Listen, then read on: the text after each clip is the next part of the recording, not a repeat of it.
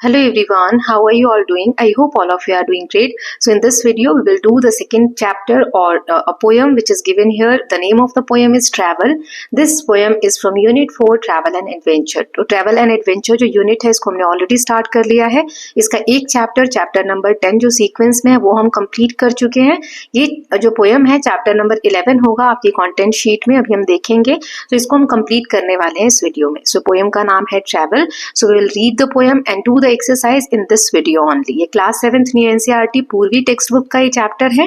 सो यहाँ पर आप कंटेंट शीट देख सकते हैं. Unit 1 we already completed, unit 2, unit 3. अब यूनिट 4 हमने स्टार्ट किया है जिसमें टनल ये चैप्टर हो गया, इसकी एक्सरसाइज भी हो गई है. ट्रैवल ये एक पोएम है जिसको अभी हम करने जा रहे हैं. फिर एक चैप्टर बचेगा जिसको मैं जल्दी अपलोड कर दूंगी and then we will do the unit 5. तो अभी हमारा यहाँ तक कंप्लीट हो गया है. ठीक, सो सारे चैप्टर्स देखे हैं कि नहीं आप लोगों ने, कहाँ तक किसका कंप्लीट हुआ है, please let me know in the comment section. So let us just start with the poem travel. सो इसमें पोएम से पहले कुछ एक्टिविटीज दी गई हैं before we read. So let us just do यहाँ पे complete the following word web on travel. Travel से रिलेटेड यहाँ पर कुछ क्वेश्चंस दिए गए हैं, वो हमें सॉल्व करने हैं, एक एक करके देखेंगे. जैसे पहला है कि complete the following word web. जैसे ट्रैवल से रिलेटेड यहाँ चीजें दी गई हैं. मोड्स ऑफ ट्रांसपोर्ट, कौन से ट्रांसपोर्ट के मोड्स होते हैं, जैसे बस होता है, कार होता है, और क्या क्या चीजें होती हैं, तो कंप्लीट करना है. किन कारणों से, रीजन यानी कारण क्या है ट्रैवल करने के, तो जैसे काम के लिए जाते हैं या फिर एडवेंचर के लिए जाते हैं, वो आप लिख सकते हैं. फिर फीलिंग्स कैसी होती हैं ट्रैवल करते वक्त, जॉय, खुश, सैड भी हो सकता है, कभी कभी सैड है इसलिए भी घूमने जाते हैं, तो ये कारण आपको बताने हैं. एडवेंचर एक्टिविटीज क्या करते हैं, एक्सप्लोर करते हैं, बाकी की चीजें आपको लिखनी है. फिर डेस्टिनेशंस, कहाँ कहाँ जा सकते हैं, तो रिवर साइड, फिर बीचेस हो सकता है, राइट, तो यहाँ पे वो चीजें इंक्लूड कर देंगे. फिर चैलेंजेस क्या क्या होते हैं जब हम घूमने जाते हैं, तो कहीं घूमने गए वहाँ बैड वेदर कंडीशन हो गई है ना, मौसम ठीक नहीं है, बाकी की आप कंप्लीट करेंगे. तो यहाँ पर मैंने दे दिए हैं सभी के आंसर्स, आप लिख सकते हैं. जैसे बस हो गया, ट्रेन, एरोप्लेन, बोट और bicycle. Joy, excitement, curiosity, freedom, ये फीलिंग्स होती हैं. काम तो रीजन है, इसके साथ साथ छुट्टियां हैं, एजुकेशन पर्पज से या एडवेंचर के लिए. एडवेंचर एक्टिविटीज कौन कौन सी होती है, एक्सप्लोर करना, क्लाइंब करना, trekking, boating, camping. Then challenges, bad weather, इसके साथ साथ अगर बहुत दूर है कोई जगह, long distance, missing the train, tiredness. और डेस्टिनेशन जैसे river side, mountains, forest, city, sea beach, ये जगह हो सकती है जहां हम घूमने जा सकते हैं. इसमें सेकंड क्वेश्चन है, you are going on a trip to an adventure camp with your classmate and teacher. आप क्लासमेट्स के साथ और टीचर के साथ एक एडवेंचर कैंप की ट्रिप पे जा रहे हैं. नाउ इसमें कुछ क्वेश्चंस है. जैसे पहला है, how will you travel to the adventure camp, आप कैसे ट्रैवल करेंगे. Then what things will you take along, अपने साथ आप अपने साथ क्या क्या लेकर जाएंगे. Why would you like to go there, और आप वहां क्यों जाना चाहते हैं, राइट. तो ये क्वेश्चंस हैं. अब इनके हम आंसर्स एक एक करके देख लेते हैं. तो जैसे पहला है, how will you travel to the adventure camp, तो we will travel by bus with our classmates and teacher. The journey will be fun, full of fun, songs and laughter as we enjoy the view along the way. Then what things will you take along, अपने साथ आप क्या क्या लेकर जाएंगे, तो backpack with clothes, water bottle, torch, snacks, camera, first aid kit for safety purpose. Why would you like to go there, आप जिस जगह जा रहे हैं एडवेंचर के लिए वहां क्यों जाना चाहते हैं, तो आई would like to go there to enjoy nature, learn teamwork and experience adventure activities in open air. Adventure activities करने के लिए लोगों के साथ जा रहा हूं तो उसमें मैं टीम वर्क भी सीखूंगा या सीखूंगी, है ना, तो इन कारणों से. Then fourth question is, what are the activities you would like to do with your friends, आप अपने फ्रेंड्स के साथ कौन सी एक्टिविटीज करना चाहेंगे. So trekking, camping, rock climbing, play outdoor games with my friends. How much time will it take to complete your adventure trip, कितना time लगेगा आपको ये ट्रिप कंप्लीट करने में. 3 days including travel time, adventure activities and campfire night. तो सारे events जो हैं इस ट्रिप के वो हम 3 दिन में कंप्लीट कर सकते हैं. ये मैंने एक एग्जांपल दिया है, you have to write in your own words. Okay, now third question है, discuss in pairs what might be the reasons that people enjoy their train journey. क्या रीजन हो सकते हैं जिसकी वजह से लोग अपनी ट्रेन की जर्नी को एंजॉय करते हैं. So people enjoy their train journey because they are comfortable, क्योंकि इसमें कंफर्टेबल फील होता है. Give a chance to watch beautiful scenery outside the window, खिड़की से बाहर हम जो सुंदर दृश्य है वो देख सकते हैं. They can relax, talk and share food with fellow passengers. Train journeys feel slow and peaceful compare to road trips and everyone enjoys the rhythmic sound and movement of the train. Then ये तो हो गया हमारी जो आगे exercises दी गई थी। अब आती है पोयम की बारी। सो लेट अस रीड। ये जो कवित्री हैं जो जिन्होंने पोएटिस ने पोयम लिखी है उनका नाम है एडना सेंट विंसेंट मिले। सो हम पोयम ये पैराग्राफ वाइज रीड करेंगे और इसको एक एक करके समझेंगे। इसका मैंने एक्सप्लेनेशन और टफ वर्ड्स से उसकी मीनिंग भी दे दी है। तो पहली 4 लाइनें हैं। The railroad track is miles away and the day is loud with voices speaking, yet there isn't a train goes by all day but I hear its whistle shrieking. अब इसका मतलब क्या है? तो सबसे पहले ये जो वर्ड है रेल रोड ट्रैक, इसका मतलब है ट्रेन की लाइन, रेल की जो पटरी होती है। फिर माइल्स अवे मतलब वेरी फार, मीलों दूर है। देन लाउड विद वॉइसेस मतलब फिल्ड विद साउंड, चारों तरफ आवाजें गूंज रही है। येट विसल श्रिकिंग मतलब होता है loud sound of a train whistle, तीखी जो आवाज आती है ट्रेन की सीटी की उसको कहा जा रहा है। और गोज बाय मतलब होता है पासिस, जो होकर गुजरती है ट्रेन जहां से। ठीक, तो poet says that the train track is far away. तो यहाँ पर कवित्री क्या कह रही है? पहली लाइन में अगर हम देखें तो इसे मैं मिटा देती हूँ। पहली लाइन में अगर हम देखें तो यहाँ पर पोएटिस कह रही हैं कि जो रेल रोड की ट्रैक्स है ना वो माइल्स अवे मतलब बहुत दूर है। And the day is full of people talking around her, और सब जगह लाउड विद वॉइसेस स्पीकिंग मतलब लोग आसपास बैठे हुए हैं और दिन भर लोग बात कर रहे हैं, उसे आवाज सुनाई दे रही है। She can hear many voices in her surrounding. Okay, now even though the train track is far, train की जो ये ट्रैक है रेलवे जो रेल रोड की जो ट्रैक है वो बहुत दूर है। The poet can still here the whistle of every passing train all day, फिर भी जो भी ट्रेन वहां से गुजर रही है या आने वाली है तो उसकी सीटी वो दूर से सुनाई दे रही है। But I hear its whistle shrieking, it makes her think about the travelling, जिसकी वजह से उसे यात्रा करने के प्रति गहरी रुचि छलकती है ये जो आवाज आती है ट्रेन की उसको सुनकर। Okay, so I hope these lines are clear to all of you. और जो टफ लगते हैं वो आपको लिखने हैं। मैंने बहुत सारे बताए हैं, जरूरी नहीं है कि इतने ज्यादा वर्ड्स आपको लिखने हैं या याद करने, जो आपको नहीं आते हैं उन पे फोकस करना है। ओके, तो यहाँ पर अगर मैं शॉर्ट में समरी करूँ इन 4 लाइंस की, तो कवित्री कहती है कि रेल की पटरी बहुत दूर है, माइल्स अवे, और दिन भर चारों ओर लोगों की आवाज सुनाई दे रही है। वातावरण जो है, आसपास का जो एनवायरमेंट है वो आवाज से गूंज रहा है, बातों से गूंज रहा है। और पटरी बहुत दूर है, उसके बावजूद भी कवित्री दिन भर हर ट्रेन की सीटी सुन लेती है, आवाज आती है, वह उसे सुनकर यात्रा के बारे में सोचती है कि उसे यात्रा करनी है। Now next 4 line.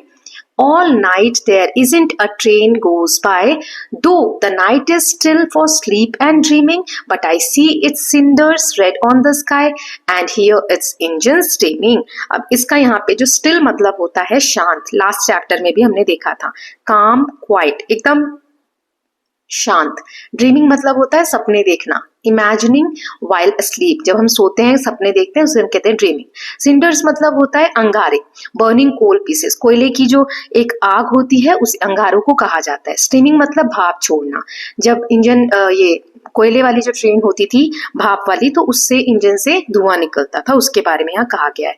अब आगे हम रीड कर लेते हैं। So all night there isn't a train goes by, though the night is still for sleep and dreaming. रात को जब कुछ शांत होता है और लोग सो रहे होते हैं तब कोई ट्रेन नहीं जाती। At night when everything is calm and quiet and people are asleep, no train passes by. कोई ट्रेन वहां से होकर नहीं गुजरती जब सब लोग सो रहे होते हैं, सपने देख रहे होते हैं।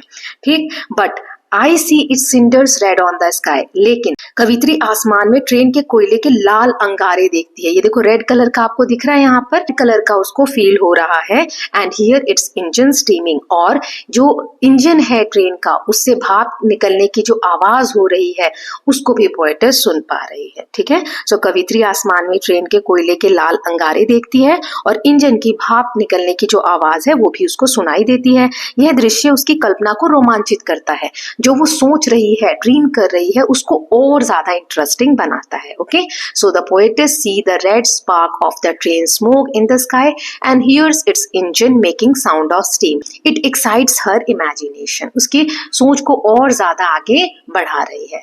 Then third paragraph, my heart is warm with the friends I make and better friends I will not be knowing, yet there isn't a train I wouldn't take no matter where it's going. इस poem में ना एक खास बात है, देखो make, take, knowing, going, तो ये जो ए बी, ये ए से मैच होने वाली ये लाइन है, ए और बी से मैच होने वाली ये लाइन है। तो एक पैटर्न पूछेगा तो इसमें क्या पैटर्न बन रहा है पोयम का, ए बी, ये आगे क्वेश्चन आने वाला है ना, अभी मैंने आपको बता दिया। तो चलिए इसको समझ लेते हैं। वार्म विद फ्रेंड्स मतलब जो बहुत अच्छे दोस्त हैं, हैप्पी बिकॉज ऑफ फ्रेंडशिप, दोस्तों के कारण खुश होना। सो यहाँ पे आएगा। Then next is best friend, तो आप सब समझ रहे हैं कि जो अच्छे दोस्त हैं, I may never find better friends, ऐसे अच्छे दोस्त फिर ना मिले जो उसके हैं कवित्री के, पोएटिस के। तो यहाँ पर कवित्री जो है, जो पोएटिस है, वो अपने जो अभी के दोस्त हैं वो उनसे बहुत खुश है ना। माई heart is warm with the friends I make, जो दोस्त उसने बनाए हैं उसकी वजह से बहुत खुश है। वार्म विद फ्रेंडशिप मतलब दोस्ती के कारण खुश है। And better friends I will not be knowing, और जैसे दोस्त पोएटिस ने बनाए हैं वैसे दोस्त उसको फिर शायद कभी ना मिले। Yet there isn't a train I wouldn't take, फिर है कि कवित्री कहती है कि वह किसी भी ट्रेन में यात्रा करना चाहेंगी चाहे वह कहीं भी जा रही हो, no matter where it's going, कहाँ जा रही है इससे कोई फर्क नहीं पड़ता, वह उस ट्रेन से सफर करना चाहेंगी। तो अगर पूरी कविता को मैं समरी में बताऊं जो एडना सेंट विंसेंट मिले ने लिखी है ये ट्रेन के ऊपर, उसमें पोएटिस को नई जगहों को देखने और घूमने की प्रबल इच्छा को इस पोएम में दिखाया गया है कि वे नई नई जगह जाना चाहती है ट्रेन से। यहाँ लिखा है ना कि चाहे कहीं भी जा रही हो, उन्हें ट्रैवल करना है अपने दोस्तों के साथ। रेल की पटरी दूर होने के बावजूद भी वो हर ट्रेन की सीटी को सुनती हैं और उसकी वजह से वो खुश हो जाती हैं और सपने देखने लगती हैं कि मैं भी किसी दिन ट्रेन से इसी तरीके से यात्रा करूंगी। तो ये जो कविता है ये पूरी रोमांच, जिज्ञासा और स्वतंत्रता की भावना को सुंदर ढंग से व्यक्त करती है। रोमांच यानी कि एक ऐसा मन में एडवेंचर हो रहा है कि कहीं ना कहीं घूमने जाना है। स्वतंत्रता यानी इंडिपेंडेंट, वो अकेले भी घूमने जाना चाहती है, किसी भी तरीके से घूमने जाना चाहती है। जिज्ञासा यानी क्यूरियोसिटी है उसके मन में, है ना, दूर देश तक जाने की। तो इस वजह से इमेजिनेशन बेस्ड ये पोएम है। सो पोएट जो है यहाँ पे हैप्पी फील करती है, जो फ्रेंड्स उसने बनाए हैं ऑलरेडी उसके पास है। इस वाले पैराग्राफ का ये है, she thinks she might never find better friends than these, जो फ्रेंड्स उसके हैं उससे अच्छे दोस्त उसको नहीं मिल सकते, ऐसा पोएटिस को लगता है। The poet says she would love to travel on any train no matter where it goes, कहीं भी वो जाना चाहती है किसी भी ट्रेन से, नहीं फर्क पड़ता कि वो ट्रेन कहाँ जा रही है। Her heart is full of desire, उसकी जो दिल है वो सपनों से भरा हुआ है, इच्छा से भरा हुआ है। To explore new places and adventure करने के लिए, नई नई जगहों को एक्सप्लोर करने के लिए। ओके, यहाँ पे मैंने पोएम की समरी दे दी है कि द पोएम ट्रैवल, ये जो पोएम है ट्रैवल एक्सप्रेस करती है कवित्री की डीप डिजायर, उसकी जो आंतरिक इच्छा है उसके मन की कि एक्सप्लोर करना है उसको वर्ल्ड को। फिर even though she lives far from the railway, वो रेलवे से बहुत दूर रहती है लेकिन वो सपने देखती है of taking every train and visiting new places, वो सपने देखती है कि हर ट्रेन को उसे पकड़ना है, हर ट्रेन में उसे जाना है और नई नई जगह देखनी है। The poem shows the spirit of adventure, curiosity and the wish to see beyond one surrounding, अपने आसपास से दूर तक देखने की एक जो क्षमता होती है, ये क्यूरियोसिटी होती है, एडवेंचर जो होता है वो इस कविता में दिखाया गया है। Okay, so this was the poem, I hope you got it. कुछ डाउट्स हैं तो please let me know in the comment section. अब हम एक्सरसाइज देख लेंगे, सो लेट अस डिस्कस। यहाँ पे क्वेश्चंस हैं, एक एक करके इनके आंसर्स हम फाइंड आउट करेंगे। ओके, तो चलिए स्टार्ट करते हैं फर्स्ट से। The main idea of each stanza of the poem given below, ये किस स्टैंजा में ये आइडियाज दिए हुए हैं, 3 पॉइंट्स है, हमें स्टैंजा का नंबर लिखना है। 3 स्टैंजा थे अपने पास। तो at night speaker imagines the train and hears its engine in the quiet, night में स्पीकर जो है इमेजिन करती है ट्रेन को और उसके इंजन की जो आवाज है वो शांत वातावरण में सुनती है। तो ये बात स्टैंजा 2 में की गई है, इसको आप करेक्ट कर लीजिएगा, मिस्टेक है यहाँ। रात में जो स्पीकर इमेजिन करती है वो स्टैंजा 2 में बात की गई है। फिर the speaker feels a strong desire to take any train, किसी भी ट्रेन में वो जाना चाहती है, no matter where it goes, तो स्टैंजा 3 में। यहाँ मिस्टेक है बेटा, please correct it.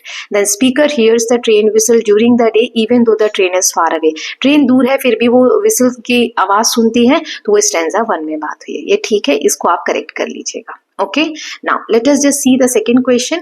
Read the poem and underline the rhyming words. मैंने आपको करके दिखाया था। So जैसे away day, ऐसे ही सेकंड स्टैंजा में go no, थर्ड में sky by, ओके, तो इसमें ये वाला जो पैटर्न है ए बी ये वाला करेक्ट है। फिर हमें एक वर्ड ढूंढना है पोएम से जो पर्सोनिफाई करता है विसल ऑफ द ट्रेन, जो ट्रेन की सीटी की आवाज है उसके बारे में। तो shrieking, the whistle is describe if it's alive and crying out. Shrieking मतलब होता है जोर से चिल्लाना, रोना, जोर जोर से आवाज करना। तो श्रीकिंग जैसे ह्यूमन बीइंग करते हैं। पर्सोनिफाई मतलब पर्सन की कैटेगरी दे देना, उस वर्ड से ट्रेन को संबोधित किया गया है। नाउ क्वेश्चन नंबर 5 है, tone refers to attitude the poem has about the poet has about the poem.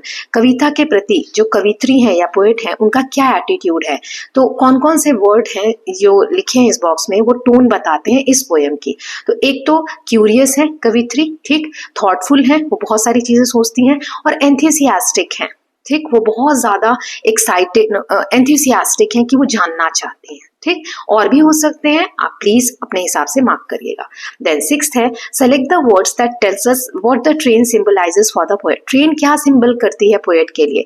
तो इसमें एडवेंचर एंड अपॉर्चुनिटीज, ये दोनों आप मार्क कर सकते हैं। Okay, now complete the following by choosing the correct option from given bracket. The poet repeats the line, poet जो है लाइन को रिपीट करती है, that there isn't a train goes by in all 3 stanza. ये line जो है वो हर paragraph में रिपीट करती है। क्यों स्टैंजा, तो क्या कारण है। To highlight the speaker's fascination with the train, या फिर suggest that the area has many trains passing through. नहीं, वो स्पीकर के फैसिनेशन को दिखाने के लिए ना ट्रेन के प्रति। तो ये वाला इसमें आ जाएगा, फर्स्ट वाला फिल कर लेंगे। Now next is 8th, the poem contrast the busy day with stillness at the night. दिन में बहुत बिजी बताया गया है और रात में बिल्कुल शांत। What is the common factor in this, इसमें क्या कॉमन फैक्टर है, एक जैसी समानता क्या है इन दोनों में, तो वो देख लेते हैं। इन both times the poet hears the sound of the train.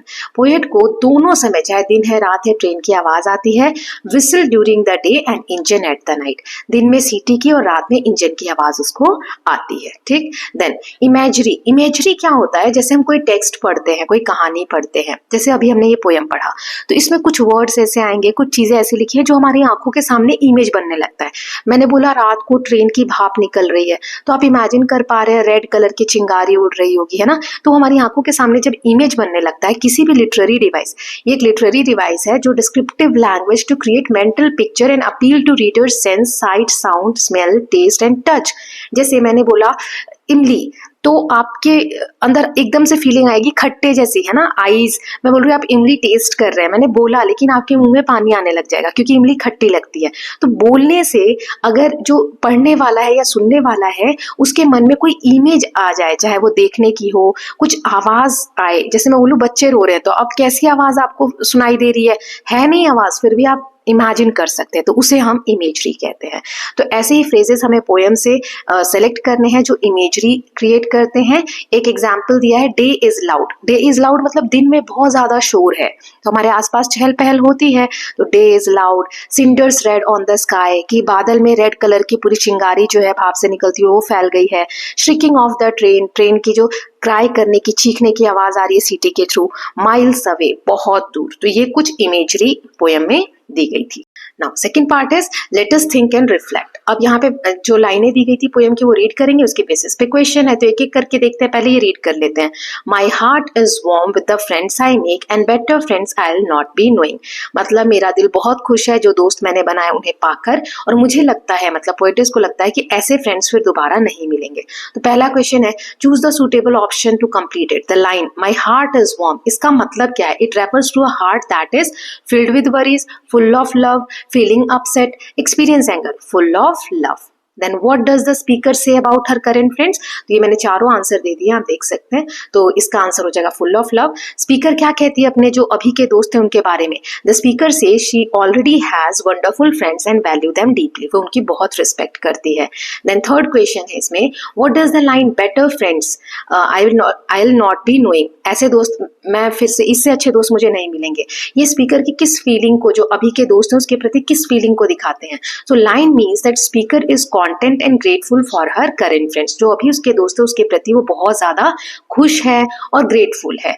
Complete the following suitably. The tone of the speaker in these line is grateful या कॉन्टेंट, तो टोन जो है इसमें ग्रेटफुल है, ठीक। नाउ नेक्स्ट देख लेते हैं, आंसर द फॉलोइंग क्वेश्चन। तो यहाँ पे 4 क्वेश्चंस दिए गए हैं, एक एक करके सबके आंसर देखेंगे। फर्स्ट क्वेश्चन है, व्हाट डज द फ्रेज, ये दिया है cinders red on the sky, ये ट्रेन के बारे में, रात में जो ट्रेन आती है उसके बारे में क्या बताता है। तो ये cinders on the sky describes the site of the train at night, रात के समय जब ट्रेन आती है उस दृश्य को दिखाता है जब ग्लोइंग स्पार्क, एक चमकती हुई स्पार्क, चिंगारी, रेड एश इनटू ड्राई स्काई, जब ट्रेन की भाप से एक रेड चिंगारी जैसे निकलती है सूखे आसमान में, these fiery cinders light up the night, और अंधेरे में बहुत ज्यादा रोशनी हो जाती है जिसके कारण making the moving train look alive and powerful as it rushes through the darkness. जैसे जैसे अंधेरे से वो रोशनी करती हुई ट्रेन गुजरती है वैसे वैसे ऐसा लगता है जैसे ट्रेन अलाइव हो गई हो, मूव कर रही है और अंधेरे को चीरते हुए अपना रास्ता बना रही है।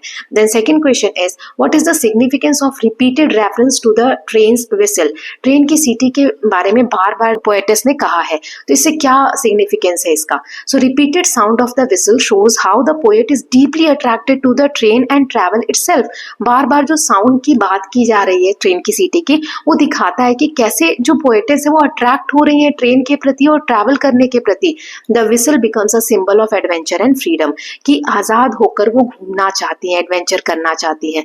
Each time the poet hears it, जब हर बार जब सीटी की आवाज सुनाई देती है कवित्री को, तो her desire to explore unknown places and experience new journeys grow stronger, तो अलग अलग जगह को, अननोन जो जगह है उनको एक्सप्लोर करने के लिए और नई नई जर्नी को एक्सपीरियंस करने के लिए उनकी जो डिजायर है, इच्छा है, वो और ज्यादा स्ट्रांग हो जाती है।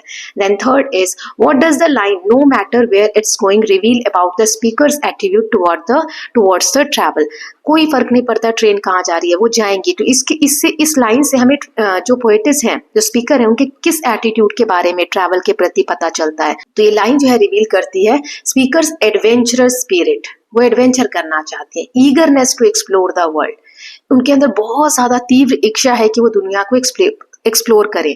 She doesn't care about the destination, वो ये नहीं चाहती कोई फिक्स डेस्टिनेशन नहीं है। She only wishes to travel, discover and experience movement, वो बस ट्रैवल करना चाहती हैं, डिस्कवर करना चाहती हैं और एक्सपीरियंस करना चाहती हैं।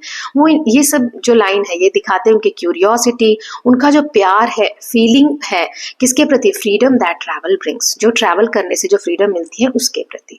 Then fourth question is, do you think the poet actually sees and hears the train, why और व्हाई नॉट, क्या आपको लगता है, क्या आप सोचते हैं कि कवित्री को सच में क्या ट्रेन की आवाज सुनाई देती है, ट्रेन दिखाई देती है, वाई और वाई नॉट, आप ऐसा क्यों सोचते हैं। So the poet may not actually see the train every time, instead she imagines it in her mind, हो सकता है कि जो कवित्री हैं वो हर बार ट्रेन को ना देखती हो, लेकिन वो इमेजिन करती हैं अपने माइंड में, साउंड जो है उसके विसल की and the thought of the moving engine fill her imagination, जो सोचती हैं उसमें हो सकता है ट्रेन की साउंड उनको सुनाई देती हो, सीटियों की आवाज सुनाई देती हो, जिसके कारण वो इमेजिनेशन कर पाती हैं। इससे उनके फैसिनेशन के बारे में पता चलता है जो उनका ट्रैवल के प्रति है, कहीं पर जाने के प्रति है।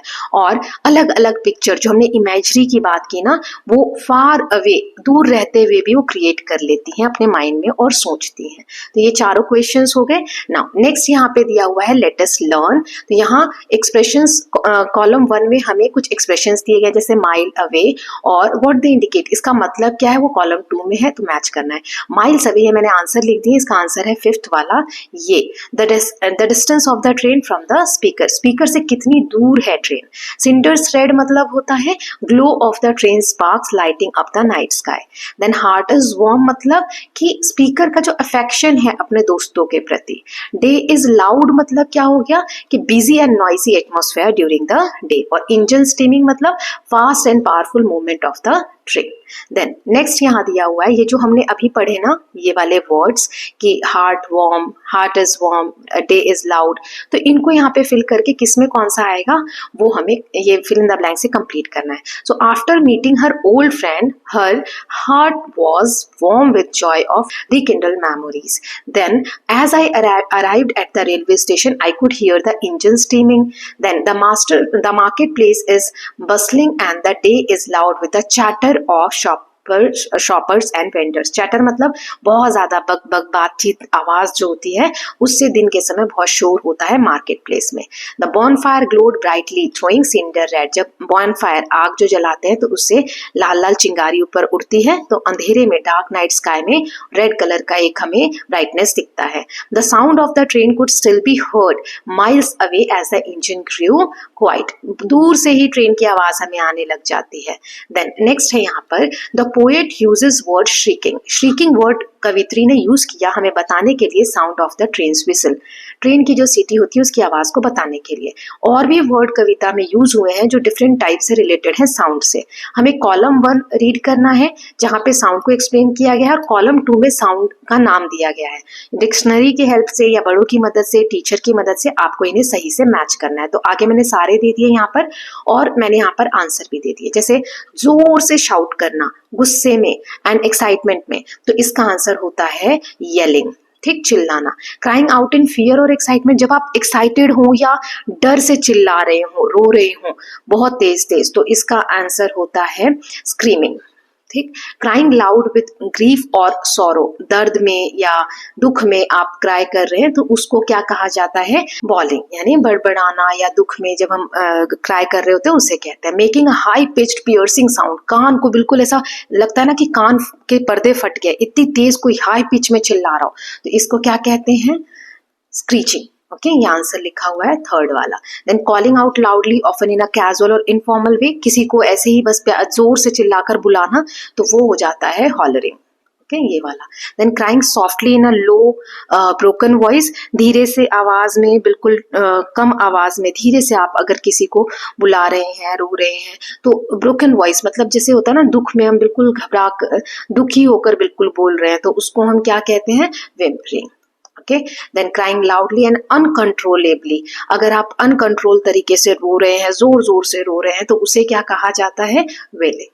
ओके, ये फर्स्ट वाला, तो आप ये मैच कर लीजिएगा। नाउ नेक्स्ट है, now complete the following paragraphs by using suitable words from the column 2। ये जो वर्ड्स अभी हमने देखे है ना कि कौन से रोने के तरीकों की या कौन सी आवाज को हम क्या बोलते हैं साउंड को, उससे हमें ये फिल करना है। तो मैंने यहाँ पर फिल कर दिया है। The street was filled with a variety of sounds, a shopkeeper was hollering to attract customers while a child nearby was yelling at his friend to wait for him. देखो, hollering की shopkeeper बहुत जोर जोर से चिल्ला के customer को attract कर रहा है, यहाँ पर दोस्त ऐसे ही बुला रहा है अपने बाकी दोस्तों को कि उसके लिए रुके। From the other side of the road a toddler was bawling uncontrollably after dropping his ice cream, and his mother tried to calm him as he began whimpering softly. In the background, someone's loud screeching voice added to the bustling noise of the busy evening. Screeching मतलब बहुत जोर से तीखी आवाज में चिल्लाना। Now, next is let us listen. अब यहाँ क्या करना है, listen to this announcement. आगे एक ट्रांसक्रिप्ट आपके चार्टर के लास्ट में दिया हुआ है, वो मैं रीड करूंगी, आप सुनेंगे।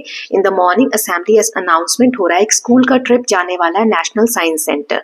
As you listen circle the information that is not correct. यहाँ पे 7 स्टेटमेंट है, इनमें से जो इन्फॉर्मेशन सही नहीं है उसे सर्कल करना है और फिर उसे रेक्टिफाई करना है, सेंटेंस को करेक्ट करके भी लिखना है as per the transcript. Okay, तो इस ट्रांसक्रिप्ट को मैं रीड करती हूँ। Good morning, students. I have some very exciting news to share with you all. The much awaited educational trip to National Science Center will be held on 16th September. That is in 2 weeks. 2 weeks में ये trip जाने वाली है 16 सितंबर को। As you know, this would be a fantastic opportunity to explore and learn more about the world around us. ये एक fantastic opportunity है जिसमें हम explore कर सकते हैं और सीख सकते हैं जो दुनिया हमारे आसपास है उसके बारे में बहुत सारी चीजें। We will be starting from school at 8 AM in the morning. हम 8 बजे सुबह स्टार्ट करेंगे और 5:30 बजे शाम तक आ जाएंगे। All of you must be in proper school uniform. आपको स्कूल यूनिफॉर्म में आना है। Don't forget to carry your ID cards. Identity cards लेकर आना है। Light refreshments will be provided at the museum. Museum में ही आपको नाश्ते के लिए कुछ खाने पीने को दिया जाएगा। But do carry a water bottle and a packed lunch. आपको लंच लाना है और पानी की बॉटल लेकर आनी है।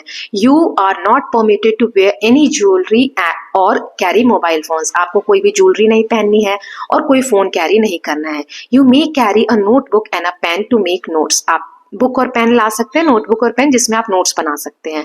Interested students must bring a permission slip sign by your parent and submit them to their class teachers by 10 सितंबर। जो स्टूडेंट्स इंटरेस्टेड हैं वो 10 सितंबर से पहले पहले अपने नाम जो है, अपने जो स्लिप है परमिशन स्लिप, उस पर पेरेंट्स के साइन करा के और क्लास टीचर को सबमिट करेंगे। It is going to be a fun trip, so don't miss out. ये एक फन ट्रिप होने वाला है, सो आप लोग मिस मत करिए। If you have any more questions please contact mister Mukherjee, the excursion in charge. अगर आपको इसमें कोई और पूछताछ करनी है, कुछ क्वेश्चंस हैं, तो आप मिस्टर मुखर्जी जो है उनसे कांटेक्ट करिए, वो इंचार्ज है इसके, ठीक है। तो अब ये जो स्टेटमेंट्स दिए हुए थे, इनमें से कौन से गलत है सही है वो आपको बताने हैं। तो चलिए इसको मैंने आगे एक टेबल फॉर्मेट में दे दिया है, एक एक करके देखेंगे। पहला है sentence, trip to the national science centre is organised on 15 सितंबर। तो ये इनकरेक्ट है, it will be held on 16 सितंबर। लेकिन है students will start from school at 8 AM in the morning and return by 5 in the evening. ये गलत है, 8 बजे शुरू करेंगे वो लोग और 5:30 बजे दिया हुआ है कि एंड करेंगे, है ना, तो करेक्ट करके भी लिखना है। फिर है refreshment will not be provided during the trip, ये गलत है, light refreshment will be provided at the museum. Then next statement है students are permitted to carry a phone, notebook and pen, गलत है, इनको फोन और ज्वेलरी लाना मना है, लेकिन नोटबुक और पेन वो लेकर आ सकते हैं। Permission slip is to be sign by class teacher, नहीं, किससे साइन कराना है, पेरेंट्स से। The permission slip is to be submitted to your class teacher by 10 September, yes ये सही है। Then mister Mukherjee is the adventure club in charge, गलत, he is the excursion in charge. Okay, now next देख लेते हैं, let us speak. यहाँ पे हमें फिनेटिक साउंड्स के बारे में सिखाया गया है, थोड़ा सा ग्रामर का पार्ट होता है ये, तो इसके बारे में जान लेते हैं। Okay, so when speaking in English small differences in pronunciation can change the overall meaning of the words. One such difference in the pronunciation of consonant सी।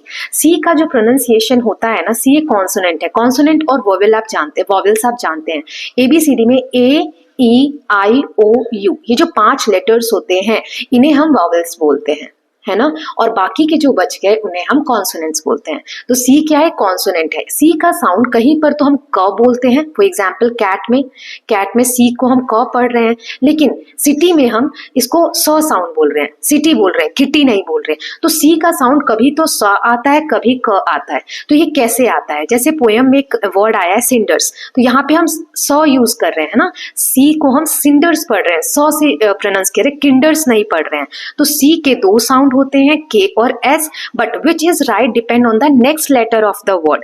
जो भी वर्ड है, मान लो सिंडर, ठीक, सिंडर्स लिखा है, तो सी के बाद कौन सा लेटर आ रहा है उस पे डिपेंड करता है कि हम सी को क पढ़ेंगे कि स पढ़ेंगे। जैसे सी के बाद यहाँ पर आई आया है ना, तो सी को हम क्या स या क क्या पढ़ने वाले हैं वो देख लेते हैं। तो सी का साउंड जो है स हम तब प्रोनाउंस करते हैं जब इसके बाद सी के बाद ई आई या वाई आए। तो सी के बाद जब ई आई या वाई आता है तो हम स साउंड बोलते हैं। जैसे सिटी में, सिंडर में आई आया है, तो देखो आई आएगा तो हम क्या बोलेंगे, स, इसीलिए हमने सिंडर बोला। सिटी में भी सी के बाद आई आया है, इसीलिए इसको स बोलते हैं ना। दिस स sound is known as soft C sound, इसे हम सॉफ्ट सी का सॉफ्ट साउंड बोलते हैं। अब क कब बोलते हैं, जब सी के बाद ए ओ या यू आ रहा है, ठीक, या कोई कॉन्सोनेंट आ रहा है एंड ऑफ द वर्ड। ये सारा मैंने समझाया हुआ आगे एग्जाम्पल के साथ, so don't worry about that. Okay, so ये अगर आता है तो हम जैसे सी के बाद ए आया कैट में, तो इसे क पढ़ रहे हैं, है ना, तो इसी तरीके से इसे हम हार्ड साउंड ऑफ क जब बोलते हैं ना, सी का हार्ड साउंड बोलते हैं। दिस इज वाई सिंडर्स को हमने स के साथ प्रोनाउंस किया और सी क्योंकि इसमें आई आया है सी के बाद, है ना। अब यहाँ हमें आगे कुछ वर्ड्स दिए गए हैं, अब इसे हमें बताना है कि आप कैसे प्रोनाउंस करेंगे। तो देखो सी के बाद ई है, तो यहाँ पे हमने देखा था सॉफ्ट साउंड और हार्ड साउंड सी का, है ना। तो सॉफ्ट साउंड में क्या होता है, सी के बाद ई आई वाई आना चाहिए। मैं लिख देती हूँ यहाँ पर ताकि आपको याद हो, सी के बाद ई आई और वाई आना चाहिए। हार्ड में मैंने क्या बताया आपको, ए ओ यू या लास्ट में कॉन्सोनेंट आना चाहिए, ए ओ यू या कॉन्सोनेंट आना चाहिए वर्ड में। तो देखो इसमें सी के बाद ई है तो ये स प्रोनाउंस होगा, इसमें ए है तो ये देखो मैं स लिख देती हूँ, ये क लिख देती हूँ। इसमें सी के बाद ई है तो स प्रोनाउंस होगा, इसमें ए है तो क प्रोनाउंस होगा, इसमें सी के बाद आई है तो स प्रोनाउंस होगा, इसमें सी के बाद ई है तो स प्रोनाउंस होगा, इसमें सी के बाद ई है तो यहाँ पर स प्रोनाउंस होगा। ठीक, इसमें सी के बाद आई है तो यहाँ पर देखो स होगा और यहाँ पे एल है, कॉन्सोनेंट है तो यहाँ पे क होगा। देखो स सर कल है ना, यहाँ पे क बोल रहे हैं क्योंकि सी के बाद एल है। ऐसे यहाँ सी के बाद वाई है तो यहाँ पे स प्रोनाउंस होगा। यहाँ सी के बाद एच है यानी कॉन्सोनेंट है तो यहाँ क प्रोनाउंस होगा, इको। फिर अंकल तो यहाँ पर सी के बाद एल है, कॉन्सोनेंट है तो यहाँ पे क प्रोनाउंस होगा या के लिख सकते हैं। ठीक, तो स वाले हो गए city, circle, bicycle, decide, receive, cell. और हार्ड साउंड वाले हो गए cat, cable, cake, concert, uncle and echo. Okay, now next है यहाँ पर, यहाँ एक हमें पोयम का नाम दिया गया है, लेट अस राइट में डियामांटे पोयम। अब इसका मतलब क्या होता है, डायमंड की शेप का। डायमंड का शेप किस तरीके से होता है, इस तरीके से है ना। सो कोई पोयम अगर इस तरीके से लिखी गई है तो उसे हम बोलते हैं डियामांटे पोयम। ठीक है, diamante poem. It is a poem that is shaped like a diamond which uses specific type of words like adjectives and ING words. इसमें अलग तरीके से ये पोयम लिखी जाती है, शेप होता है इसका डायमंड की तरीके से, और कुछ स्पेसिफिक टाइप के वर्ड लिखे जाते हैं जो एडजेक्टिव्स होते हैं और आईएनजी वर्ड्स होते हैं, जैसे डांसिंग, प्लेइंग, रनिंग, है ना, लिसनिंग, रेस्टिंग, ड्रीमिंग, इस तरीके से। सो let us read an example. तो यहाँ पे हम इस एग्जाम्पल को पढ़ लेते हैं। Day bright sunny, dancing, playing, running, out comes the sun, down goes the sun, resting, listening, dreaming, quiet, peaceful night. So in this example we see how different ideas day and night are connected through the poem. अब इसमें जो यहाँ तक का, यहाँ आधी जो poem है आउट कम्स द सन, तो यहाँ तक ये आधी पोयम दिन की बात कर रही है। दिन में ब्राइट होता है सन, सनी होती है, सनी होता है, राइट। ऐसे ही रात में रेस्ट, लिसनिंग, ड्रीमिंग, तो दिन और रात को यहाँ कंबाइन किया गया है। Now let us now write a diamante poem that connects reading and adventure. ऐसे ही दो टॉपिक रीडिंग और एडवेंचर को कनेक्ट करके अब यहाँ पर हमें एक इसी तरीके की पोयम कंप्लीट करनी है। यहाँ पे 2 वर्ड एडजेक्टिव्स होने चाहिए रीडिंग से रिलेटेड, 3 आईएनजी वर्ड होने चाहिए रीडिंग से रिलेटेड। अब यहाँ 4 नाउन्स होने चाहिए, शॉर्ट फ्रेज होने चाहिए टॉपिक को लिंक करते हुए, फिर 3 आईएनजी वर्ड्स होने चाहिए एडवेंचर से रिलेटेड, और 2 एडजेक्टिव होने चाहिए एडवेंचर से रिलेटेड। तो रीडिंग से शुरुआत होगी, एडवेंचर पे फिनिश होगा। तो ये पोयम आपको लिख के शेयर करनी है। तो जैसे मैंने यहाँ एग्जाम्पल दिया है, full quite reading, exploring, imagining, dreaming, books, stories. अब यहाँ जर्नी और मैप्स, ये एडवेंचर से शुरू हो गया। Climbing, discovering, learning, exciting during adventure. ठीक, नाउ नेक्स्ट है यहाँ we come across many interesting characters while travelling. जब हम ट्रैवल करते हैं तो हम बहुत सारे इंटरेस्टिंग कैरेक्टर से मिलते हैं। They become interesting because of their actions, behaviour and manners of speaking. कुछ लोग हमें इसलिए याद रह जाते हैं क्योंकि वो एक्शंस ऐसे करते हैं, उनका बिहेवियर ऐसा होता है, बात करने का तरीका अलग होता है, राइट। तो ऐसे एक कैरेक्टर के जो आप मिले हैं उसके बारे में आपको बताना है। ये स्टेप्स फॉलो करने हैं। पहले कैरेक्टर चुनिए, create the first draft of your description including the following details. जैसे नाम क्या है कैरेक्टर का, दिखता कैसा है, वो क्या करता है, फिर किस तरीके का पर्सन है, ही है या शी है। देन इंक्लूडिंग एनी लाइन्स और incident from the text that you like the most, वो बताना है। चेक योर डिस्क्रिप्शन, कोई स्पेलिंग गलत तो नहीं है, कुछ गलतियां तो नहीं, वो आप चेक करिए। फिर क्लासमेट्स के साथ आप शेयर करिए, उनका वर्क जो है वो देखिए। फिर दोबारा से अगर कोई गलतियां वगैरह है, चेंजेस हैं या सजेशन है तो उसको सही से लिखिए। तो यहाँ मैंने एक एग्जाम्पल दिया है, जैसे कैरेक्टर का जो नाम है सुंदर सिंह, ये चैप्टर से हमने ले लिया फ्रॉम द टनल। ठीक, Sundar Singh is a brave and gentle watchman who works near the railway tunnel. He looks strong and calm, carries a lamp at night like a firefly in the dark forest. He loves nature and is friendly with animals, even the leopard. His courage and kindness make him a memorable character in the story. देखो आपको कोई भी character अच्छा लग सकता है, उसके बारे में आपको यहाँ पर लिखना है। ठीक है, now next is let us explore. So mountain railways जो है इंडिया की are outstanding example of hill railways and they are designated as a UNESCO world heritage site under the name mountain railways of India. Mountain railways जो है इसमें बहुत सारे सुंदर सुंदर रेलवेज कंस्ट्रक्शंस जो हैं ये यूनेस्को वर्ल्ड हेरिटेज में इंडिया के लिस्टेड भी हैं। दीज 3 रेलवेज, इसमें 3 रेलवेज आते हैं, Darjeeling Himalayan railways, Nilgiri mountain railways दूसरा फर्स्ट, एंड कालका शिमला रेलवेज ये तीसरा। ये आप नेट पे सर्च भी कर सकते हैं, है ना, मैं आगे इमेज भी दिखा दूंगी एक तो। फिर Matheran hill railways and Kangra valley railways are on the tentative list of UNESCO world heritage site. Then they are still fully operational, अभी भी ये चलते हैं as living example of the ingenious engineering enterprise of the late 19th and early 20th century. जो 19th letter जो 19th century थी और early 20th century थी हमारी, तब के ये बने हुए हैं कंस्ट्रक्शन एक्सप्रेशन अभी भी हम उसे यूज कर रहे हैं। तो ये दिखाता है कि उस समय की जो इंजीनियरिंग व्यवस्था थी, इंजीनियरिंग जो टेक्निक्स थी वो कितनी वेल डेवलप्ड थी। द ओनर ऑफ 3 प्रॉपर्टीज, जो इसके ओनर है, जो ओन करते हैं इसको, वो है railway ministry of Indian government.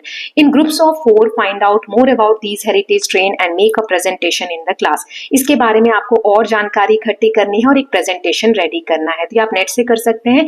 ये एक है, आप देख सकते हैं इस तरीके का, ये कब का कंस्ट्रक्शन है और अभी भी फंक्शनल है, वर्क कर रहा है। नाउ इसमें सेकंड दिया हुआ है, as an excellent example of make in India success story, Indian railways launch India's first indigenous semi speed train Vande Bharat express.